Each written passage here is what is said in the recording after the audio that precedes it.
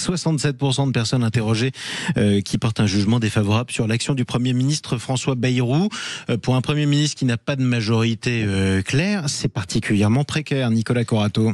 C'est précaire, ça l'est de plus en plus, et il faut peut-être préciser que dans ce sondage, il y a un autre élément intéressant, c'est que c'est parmi les sympathisants du bloc central, Modem, Horizon c'est ce que disait Théo. Et Renaissance, qu'il chute le plus, il perd 12 points. Il n'a plus que 53% de la confiance des électeurs sondés du bloc central. Donc effectivement, ce Premier ministre est un Premier ministre fragile.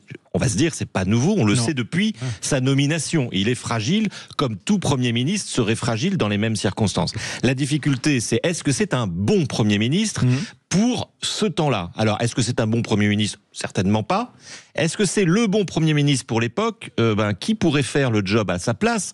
Et pour reprendre l'expression de Monsieur Teinturier, est-ce qu'il vaut pas mieux quelqu'un qui fait la planche, qui se laisse dériver, qui ne fait rien? Parce que finalement, faire quelque chose, c'est nécessairement s'exposer à la censure. Donc, est-ce que M. Bayrou est un bon Premier ministre? Non. Est-ce que c'est le bon Premier ministre pour l'époque? Peut-être. Et combien de temps peut-il durer?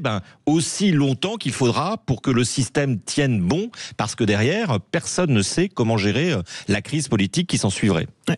Mathieu Hoc. Je suis un peu d'accord avec ça. Moi, je pense que pour François Bayrou, le problème est que, le point sur François Bayrou, c'est qu'il n'a jamais été mis en place. Quand on revoit les commentateurs, ce qu'on disait au moment où il est devenu Premier ministre, il n'a jamais été mis en place après par rapport à son poids dans l'opinion publique. Il a été mis en place, il s'est imposé à Emmanuel Macron par un rapport de force parlementaire, parce que effectivement, il avait expliqué à Emmanuel Macron que s'il ne le nommait pas, le MoDem allait décrocher et il y aurait encore moins de majorité, et que donc effectivement, il perdait sa place le socle commun, en gros, passait derrière le NFP, donc c'était très difficile de justifier un gouvernement de socle commun plutôt qu'un gouvernement NFP. Donc c'est un rapport de force parlementaire qui a intronisé François Bayrou. Ce n'est pas son poids dans l'opinion publique. Donc à partir de ce moment-là, c'était pas non plus le poidd de Michel Barnier quand il avait été nommé. Alors justement, pour Michel Barnier, il y a quand même des différences. C'est-à-dire que Michel Barnier avait une cote de confiance de la part des Français beaucoup plus importante que François Bayrou. Michel Barnier est arrivé à 34% de confiance contre 25 pour François Bayrou, et il a terminé à 31 lorsque François Bayrou est aujourd'hui à un peu moins de 25. Donc la différence quand même est assez notable entre Michel Barnier et François Bayrou, puisque Michel Barnier avait une cote de confiance meilleure que celle du président de la République. Donc à la différence de François, ce qui n'est pas le cas de François Bayrou, à la différence de François Bayrou, Michel Barnier élargissait l'assiette de l'opinion publique favorable, on va dire, à l'exécutif, ce qui n'est pas le cas de François Bayrou. Ensuite, après, de là à dire que c'est le pire Premier ministre de l'histoire, comme je l'entends ici et là, il faut avoir quand même raison garder. L'époque est quand même difficile. Il a été mis pour aussi faire voter un budget. Il a réussi le job sur la préfecture. Exactement, il l'a fait. On peut lui mettre ça à son crédit. Alors, il y a une chose quand même paradoxale, et vous le souleviez avec peut-être raison, Nicolas Corato. François Bayrou peut pas faire grand-chose à part faire passer un budget sur le plus petit dénominateur commun. Si vous faites pas beaucoup de réformes, vous vexez pas avec beaucoup de monde. Dans ce cas-là, comment expliquer qu'il soit si peu populaire? Mais parce que je pense que maintenant que le budget est passé, que sa mission est réalisée. Je veux dire, le jour où le budget a été voté, finalement, le gouvernement Bayrou a pris fin. De fait, on a un gouvernement qui gouverne sur les plateaux télé, mais qui ne gouverne pas au sens où on l'entend habituellement. Donc, qu'est-ce qui explique son impopularité? Peut-être son style aussi, qui déroute. Il y a 3 éléments quand même. Les retraites, on n'a toujours pas compris ce que voulait M. Bayrou. Betaram, c'est un sujet qui monte, qui ne cesse de monter, qui n'est absolument pas contrôlé par l'intéressé qu'est M. Bayrou sur ce sujet. Il sera entendu d'ailleurs en commission d'enquête parlementaire sur le sujet, attendu de pied de ferme par le rapporteur. Et je pense que ce signal n'est pas un signal faible, c'est un signal fort politiquement qui monte, qui enfle, et on le voit dans les études d'opinion qui interrogent les Français. Là-dessus, pareil, M. Bayrou, pour reprendre l'expression de M. Teinturier, fait la planche, c'est-à-dire ne dit rien ou alors ne veut rien dire. Et puis le 3e élément, c'est quand même sa réaction à la condamnation de Mme Le Pen, qui a interrogé, voire inquiété, y compris dans son propre camp, lorsqu'on a fait dire au Premier ministre, il ne l'a pas dit directement, qu'il était troublé. C'est un peu étonnant, c'est-à-dire que M. Bayrou, finalement, apparaît comme il ne voulait pas apparaître. C'est-à-dire, est-ce que M. Bayrou est un homme d'État? Est-ce que c'est un chef d'État? Est-ce que c'est quelqu'un qui a vocation à diriger ou à gouverner un pays? Ça fait longtemps qu'il le pense, lui. Ça fait longtemps qu'il le pense, ça fait longtemps qu'il le dit ou qu'il le prédit, ou qu'il nous le promet. Finalement, en exercice, à l'exercice du pouvoir, les Français peuvent constater sur ces 3 séquences que je viens de citer que manifestement, il est peut-être pas complètement à la hauteur du rôle. Qu'est-ce qu'on pourrait attendre de ce Premier ministre avec cette espèce de majorité? Je dis espèce de majorité parce que elle est plus que précaire, chacun l'aura compris. Qu'est-ce qu'on peut porter comme projet maintenant que le budget est passé?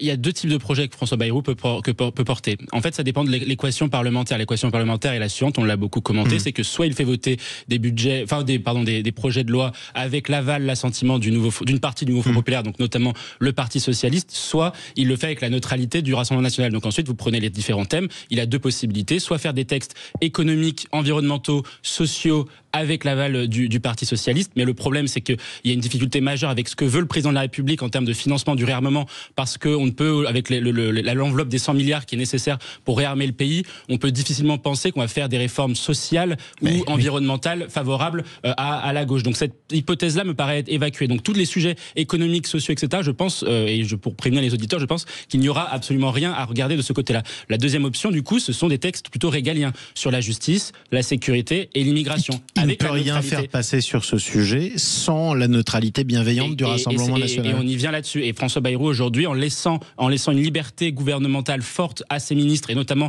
en laissant Gérald Darmanin, Bruno Retailleau pouvoir s'exprimer sur à peu près tous les sujets, c'est-à-dire que Gérald Darmanin peut parler même de politique étrangère, voire de politique sociale. Bruno Retailleau, de la même façon, peut parler un peu sur tous les sujets.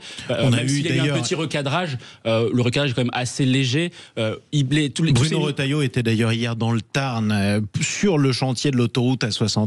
Exactement. Alors, le ministre de l'Intérieur peut parler d'ordre public et Dieu sait s'il a été maltraité, notamment par des opposants. J'ai dit des, pas tous, mais des opposants à l'autoroute A69.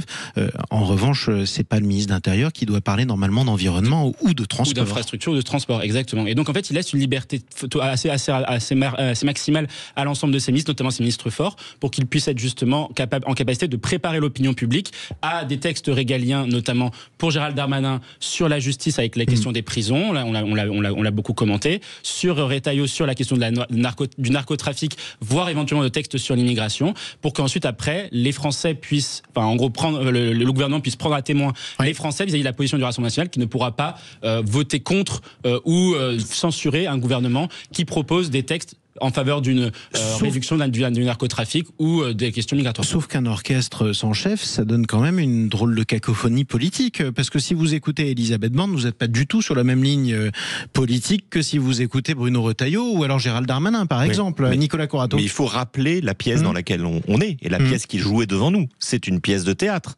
Ces gens-là ne gouvernent pas et ne sont pas là pour ça. Ils sont là pour communiquer, pour faire des campagnes internes ou externes. Pourquoi ? Parce que M. Bayrou est Premier ministre pour la simple et bonne raison que M. Macron n'a pas voulu nommer à Matignon le représentant ou la représentante du camp qui était arrivé en face. Non, et du coup, pardon, c'est très sérieux. Du coup, n'allez pas dire ou n'allez pas prédire que M. Retailleau fait de la politique, que que Mme Borne va faire de la politique. Tous ces gens-là sont juste là pour tenir aussi longtemps. Tenir aussi longtemps, c'est-à-dire tenir le Rassemblement national dans une position neutre.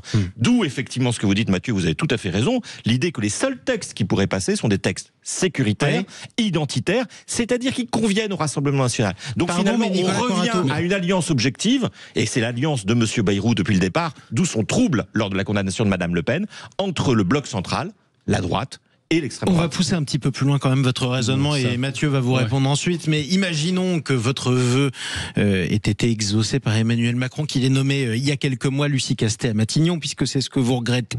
Non, j'ai dit un représentant ou une représentante du bloc central. Donc pourquoi pas du camp qui est arrivé Qu'est-ce qu'un gouvernement Nouveau Front Populaire aurait pu faire pendant ces mois-là? Il aurait été obligé de négocier des choses. Mais si on vous avait dit, c'est Monsieur Bayrou qui sera Premier ministre, j'aurais pu vous poser la même question, Jean-Marie. Qu'est-ce que M. Bayrou pourrait-il faire? J'en sais rien. Je ne sais pas vous répondre à cette question puisque M. Macron n'a pas nommé un représentant du camp qui était arrivé en tête des élections. Que voulez-vous que je vous dise? Depuis, nous vivons dans le show business, dans une pièce de théâtre. On nous fait commenter les dires et les faits de M. Bayrou, c'est-à-dire rien, parce qu'il ne se passe concrètement rien législativement dans ce pays depuis que M. Macron a fait un déni de démocratie et n'a pas pris en compte les résultats du vote. Non, mais, ça sur le point politique, mais en réalité, le président de la République a fait preuve d'une extrême lucidité en ne nommant pas Lucie Castet ou n'importe quelle personne du Front populaire. Mais tout simplement parce qu'aujourd'hui, leur programme est complètement anachronique. Et ça, c'est vous qui le dites, mais les électeurs les ont portés en tête. Qu'est-ce que vous voulez que je vous dise ? Comment le Front populaire aurait pu faire face à justement l'arrivée de Donald Trump, mais vous n'en face à savez la guerre rien. en Ukraine, etc. Vous n'en avec un savez budget rien. qui aurait augmenté considérablement les impôts, qui aurait fragilisé les entreprises, qui aurait fragilisé l'ensemble des acteurs économiques. Qui a été voté, on aurait fait comme François Hollande. On aurait augmenté de 48 milliards d'euros les impôts, 32 milliards sur les entreprises, 16 milliards sur les ménages, et finalement les gens auraient payé plus de taxes, plus d'impôts, et ils auraient eu des services publics de moins bonne qualité, ils auraient eu moins de dépenses effectives sur le logement, sur la sécurité, sur l'immigration. Vous êtes d'accord avec moi pour dire que M. Bayrou est à Matignon pour empêcher la gauche d'arriver au pouvoir. Et surtout, moi, je pense, et c'est la question qui est aujourd'hui qui est posée quand même au Premier ministre et qui est partagée avec celle du président de la République, c'est comment aujourd'hui on réarme l'économie française, comment on réarme l'économie nationale face à Donald Trump, face à la Russie de Poutine. Et je suis désolé, Nicolas, ce n'est pas avec le nouveau Front populaire, ce n'est pas avec Marine Tondelier, ce n'est pas avec Lucie Castet que l'on va avoir l'économie de guerre, des avions qui ne polluent pas, les 32 heures, etc. Ça, c'est une opinion. Un mot pour conclure. Encore une fois, vous ne pouvez pas dire ou pas prédire ce qui ne s'est pas passé, ce qui n'a pas été décidé. Il y a eu dans ce pays vous-même qu'il y avait un programme. Dans ce pays, j'analyse le programme. Dans ce pays, il y a eu des élections. On n'en a pas tiré les conclusions qu'on devait en tirer. Et depuis, nous commentons l'incommentable. Oui, enfin, un tien vaut mieux que deux. Tu ne l'as pas eu, parce que c'est trop facile quand même aussi. Et depuis, on fait la planche, comme dit M. Nicolas Corato, merci à vous, président du think tank Place de la République. Je vous laisse retourner faire la planche vous-même sur la scène. Pourquoi pas, puisque vous ne faites pas le marathon. Merci à vous, Mathieu Hoc, également membre du think tank Le Millénaire. On vous retrouve dimanche prochain sur Sud Radio avec plaisir, comme toujours.